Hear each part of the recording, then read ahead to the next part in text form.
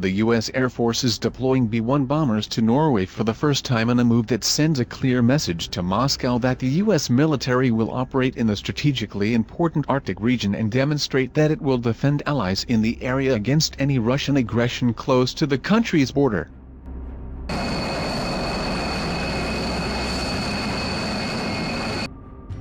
Four U.S. Air Force B-1 bombers and approximately 200 personnel from Dyess Air Force in Texas are being deployed to Orland Air Base in Norway, and within the next 3 weeks, missions will begin in the Arctic Circle and in international airspace off northwestern Russia, according to multiple defense officials. Until now, military missions over the Arctic had been largely staged out of the United Kingdom. The movement of forces much closer to Russia means the U.S. will be able to react more quickly to potential Russia aggression, officials say.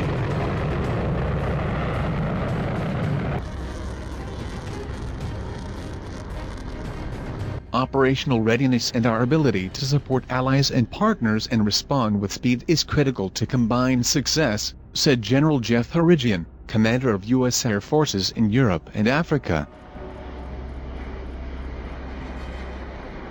For the last several months, the Pentagon has operated similar groups of B-52 bombers in the Middle East as a means of demonstrating the ability of the U.S. to quickly move military assets to potentially tense regions. These bombers' missions take weeks to plan, so the Norway deployment has been in the works for some time, officials say.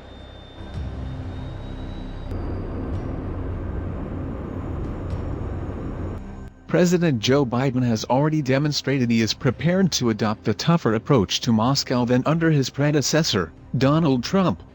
He held his first call late last month with Russian President Vladimir Putin and confronted him over a range of issues, from a recent massive cyber attack to the suspected poisoning of the country's leading opposition figure.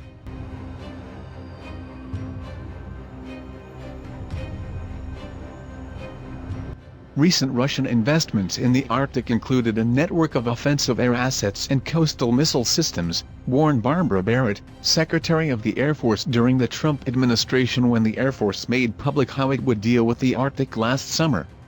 The U.S. assesses that Russia considers maintaining its own Arctic access increasingly vital, with almost 25% of its gross domestic product coming from hydrocarbons north of the Arctic Circle, Barrett indicated.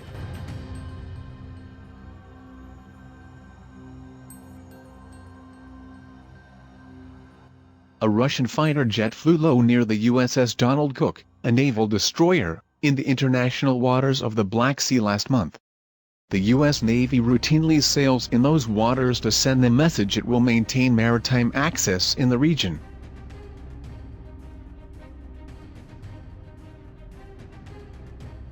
The encounter was relatively minor, but the Navy issued a statement saying the unnecessary proximity of the Russian Su-24's actions were inconsistent with good airmanship and international norms and standards.